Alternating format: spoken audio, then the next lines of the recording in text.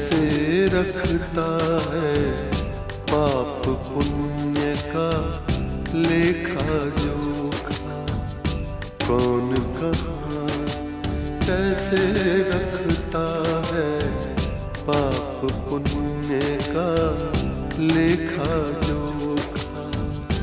ओढ़ के चादर तू गुरूर की, ओढ़ के चादर तू गुरूर की, देता अपने आप को धोखा।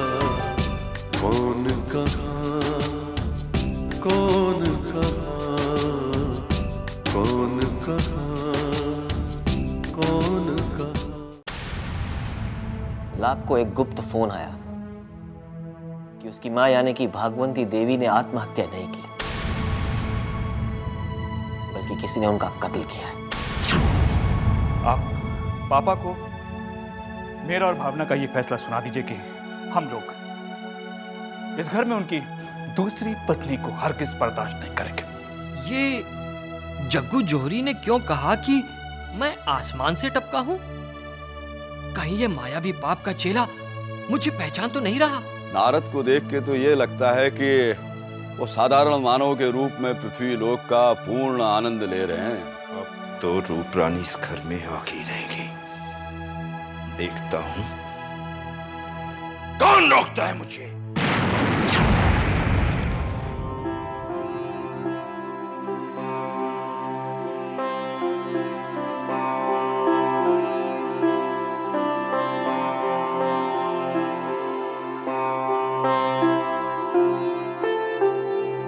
कृति बेटा,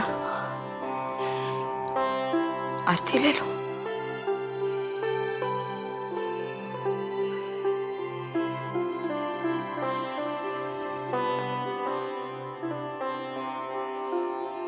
बेटा, आज तक मैं ही तुम्हारी माँ थी और पापा भी, लेकिन आज तू अपने पापा को मिलने जा रही है। कल क्या होगा ये मैं नहीं जानती, लेकिन आज जिंदगी में पहली बार तुझे अलग कर रही हूं मुझसे। माँ, ये कदम उठाना मेरे लिए बहुत जरूरी था, वरना मैं आपको आज तक कभी छोड़ के गई हूँ? मेरे स्कूल ट्रिप्स में, कॉलेज ट्रिप्स में कहीं मैं नहीं जाती थी फ्रेंड्स के साथ, अपनी मम्मा को छोड़ के। लेकिन मम्मा, 20 साल बीत गए, आपने पापा को पाने की कोशिश नहीं की, तो मुझे मजबूरन ये कदम उठाना पड़ा। चलो माना कि मैंने पलट कर नहीं देखा, लेकिन वो तो आ सकते थे ना मुझे लेने। अगर उनके मन में कोई पाप नहीं होता तो एक खत तो लिख सकते थे, एक फोन तो कर सकते थे मुझे। पर नहीं, उन्होंने सोचा होगा कि छोटे शहर की सीधी सादी लड़की है, बीबी का नाम मिल जाएगा, खानदान के लिए बच्चा दे देगी और वो ऐश करेंगे। लेकिन धोखा खा गया के साहब, मैं बिल्कुल उल्टी निकली और वो बौखला गए। माँ, आप जैसे पापा के बारे में सोचते हो, कोई जरूरी नहीं है कि पापा वैसे ही हो। पापा ने खूबसूरत हीरोइंस को छोड़कर, मॉडल्स को छोड़कर, खूबसूरत लड़कियों को छोड़कर आपसे शादी की, क्योंकि पापा को आपके जैसी संस्कारी और पवित्र पत्नी की जरूरत थी, जो उनका घर गृहस्थी संभाल सके, जो उनको बच्चों का सुख दे सके, जो उनके सारे उद्देश्यों का पालन कर सके। हाँ बेटा, जब तुमने उन्हें महान देवता, क्रिएटिव पर्सनालिटी मान ही लिया है, तो अब तुम्हें उनमें कोई बुराइयां, कोई ऐब नजर ही नहीं आएगा। और इसीलिए इसीलिए मैंने कलेजे पे पत्थर रख के ये निर्णय लिया है कि तुम अपनी पापा की आवारगी अपनी आंखों से देखो। माँ, आप हमेशा पापा के बारे में नेगेटिव क्यों सोचती हैं? कभी तो पॉजिटिव सोच लिया करो। मेरे पापा बुरे नहीं हैं मम्मा, जैसे आप सोचते हैं। और मैं ये चीज़ दुनिया के सामने एक दिन ज़रूर लाऊंगी। मेरे पापा एक आदर्श पापा है। माँ, आप ये क्यों भूल जाती हो कि मेरे रगों में उनका ही खून दौड़ रहा है और मैं कभी किसी को धोखा देने के बारे में नहीं सोच सकती हूँ, तो आप उनके बारे में ऐसे कैसे सोच सकती हैं? हाँ बेटा, कभी कभी राक्षस के घर भी देवता पैदा होते हैं। जैसे हिरण्यकश्यप के घर भक्त प्रहलाद पैदा हुए थे। मैं तो यही प्रार्थना करूंगी कि तेरी पॉजिटिव थिंकिंग सच हो, तुझे तेरे पापा मिल जाए। पर हाँ, उन्हें ये कभी पता नहीं चलना चाहिए कि तू उनकी संतान है। अगर ये पता चला ना, तो फिर तुझे हकीकत कभी पता नहीं चलेगी बेटा। मैं सच के साथ हूँ मम्मा, और सच की तलाश में मैं आपसे दूर पहली बार जा रही हूँ। और मैं सारी सच्चाइयों का पता करके ही रहूंगी। माँ, तुम चिंता मत करो। जब तक मुझे सच्चाई का पता नहीं चलता है, तब तक मैं अपना मुंह नहीं खोलूंगी। यदि आपके साथ पहली बार धोखा हो भी गया है, तो ये कृति दूसरी बार धोखा होने नहीं देगी।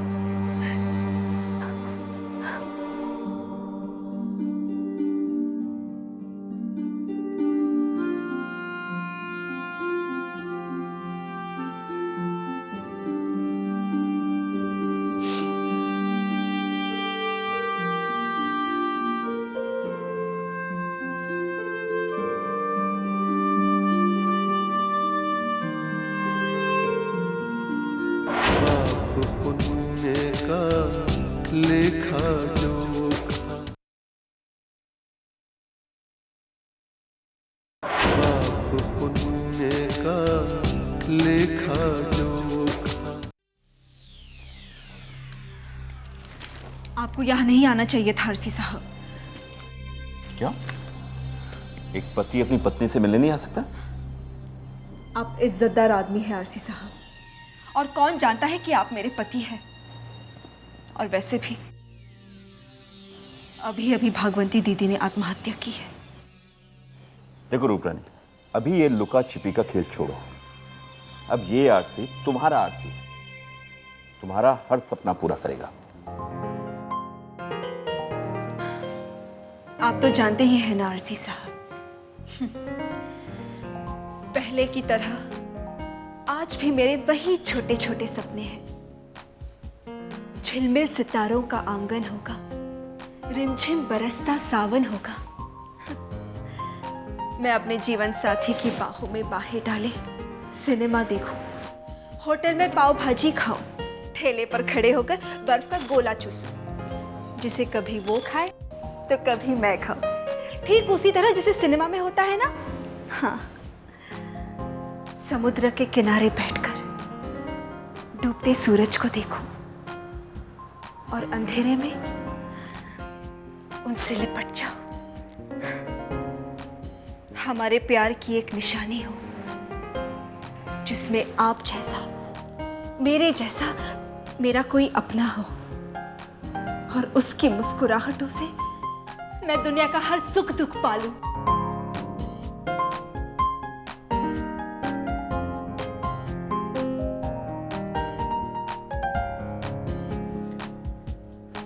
रूपरानी, हम सिनेमा देखेंगे, जरूर देखेंगे, लेकिन यहां नहीं, अमेरिका के थिएटर्स में। तुम्हारा ये आरसी तुम्हें दुनिया के बड़े से बड़े 5 स्टार होटल में डिनर करवाएगा। और अब ये पाव भाजी और बर्फ के लड्डू। ओहो, लड्डू नहीं जी, गोले। Whatever, गोले ही सही। इसके बारे में सोचना बंद कर दो। तुम्हारा ये आरसी तुम्हें दुनिया की बड़ी से बड़ी इंटरकॉन्टिनेंटल डिश खिलाएगा। दुनिया में स्वर्ग क्या होता है ये दिखलाएगा। और खुद तुम्हारी खूबसूरती पे ध्यान देगा। उसमें 4 चांद लगाएगा। हाँ?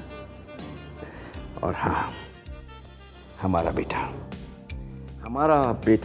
बेटा नहीं, राजकुमार होगा। राजकुमारों की तरह पलेगा बढ़ेगा, क्योंकि तुम्हारे इस आरसी के पास दौलत का अंबार है। और अब ये छोटे सपने देखना बंद कर दो प्लीज।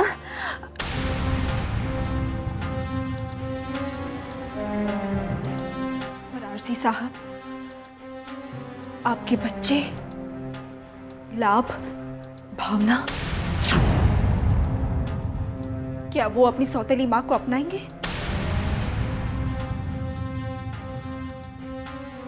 उनकी खुशी की खातिर बड़ा क्या और छोटा क्या, मैं हर सपना दफन करने को तैयार हूं।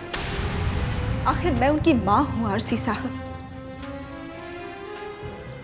सौतेली नाम जरूर जुड़ा है, पर मैं भी उन्हें दिखा दूंगी। भागवंती दीदी से ज्यादा मैं उन्हें प्यार करूंगी आरसी साहब। देख लीजिए आरसी साहब, उनकी खुशी की खातिर मैं हर त्याग करूंगी। सच, तुम वाकई में खरा सोना हो रूपरानी। तुम्हारा दिल, तुम्हारी सोच कितनी बड़ी है। और जब से तुम्हारे पेट में मेरी औलाद आई है ना, तुम्हारे विचार कितने बदल गए हैं।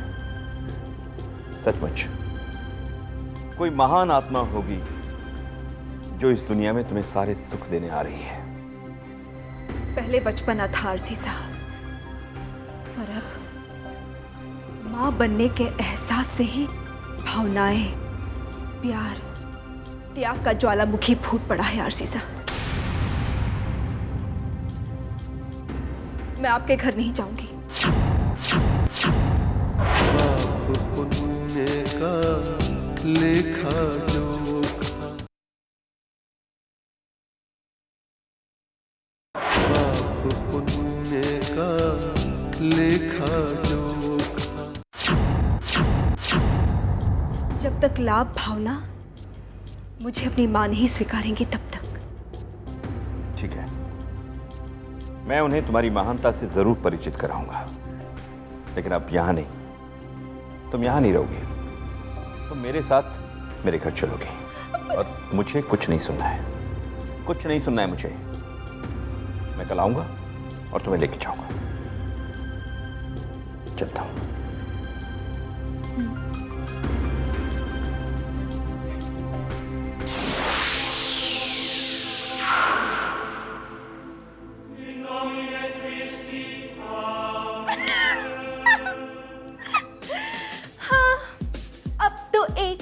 लंदन में तो एक पाव इंडिया में।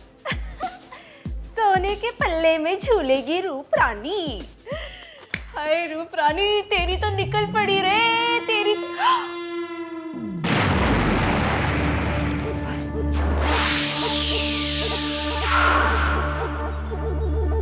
अच्छा,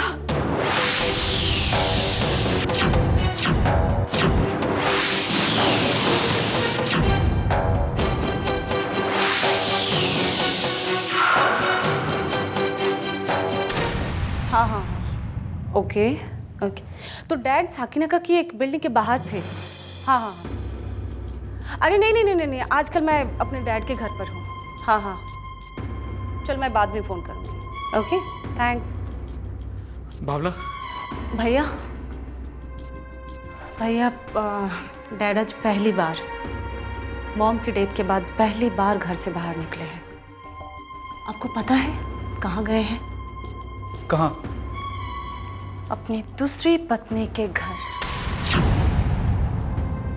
वो शायद साकिना का अंधेरी ईस्ट के किसी बिल्डिंग में रहती है। डैड की गाड़ी भी वही रुकी है। और डैड खुद कार ड्राइविंग कर रहे हैं। मतलब डैड की सेकेंड वाइफ किसी भी वक्त इस घर में आ सकती हैं। हाँ, और हम दोनों को उन्हें एक्सेप्ट करना पड़ेगा। डैड का इंटरनल मैसेज यही है। फिर क्या सोचा है तुमने? भैया, मैं खुद आपसे राय लेना चाहती हूँ, क्या करें?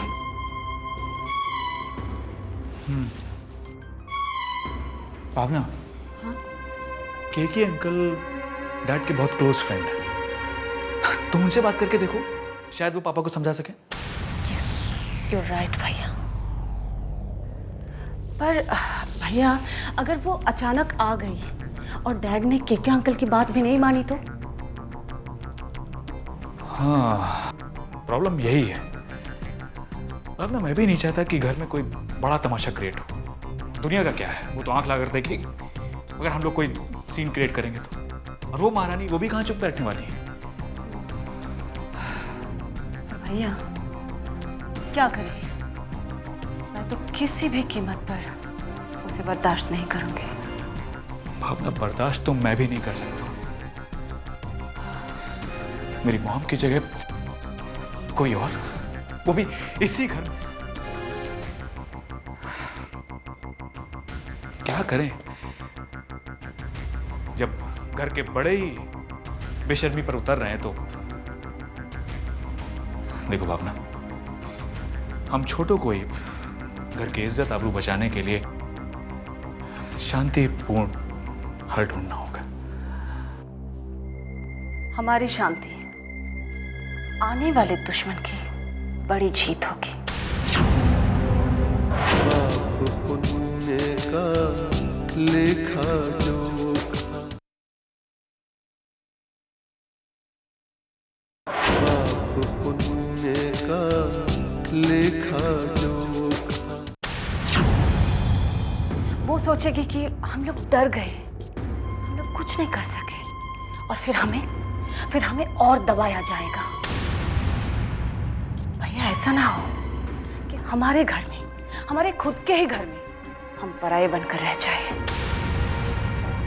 और फिर ऐसा ना हो कि कोई बहाना बनाकर वो आपको बाहर का रास्ता दिखा दे। और सुना है महारानी प्रेग्नेंट है। ऐसा भी हो सकता भैया कि मेरा यहाँ आना जाना भी बंद करवा दे। भावना, तुम ठीक कह रही हो। देखो, हम खामोशी से जंग लड़ेंगे, पूरी ताकत से लड़ेंगे। और डैड की सो कॉल्ड वाइफ नंबर 2, उनका बाइकआउट करेंगे। हम दोनों से कोई बातचीत नहीं करेंगे, दोनों से कोई रिश्ता नहीं रखेंगे। और हाँ, आंखों से ही ये मैसेज कम्युनिकेट कर देंगे कि हमारे दिल में बहुत तूफान है और जो कभी भी फट सकता है। देखो भावना, इससे ये होगा कि घर में शांति बनी रहेगी और दुनिया वालों को हम पर हंसने का मौका भी नहीं मिलेगा। राइट?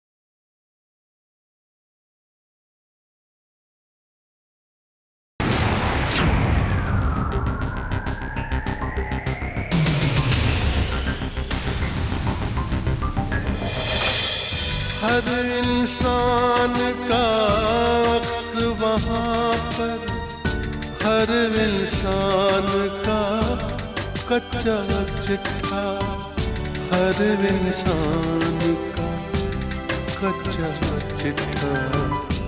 हाज़िरी सबकी लगती एक दिन, एक पल में ही फैसला होता कौन कहाँ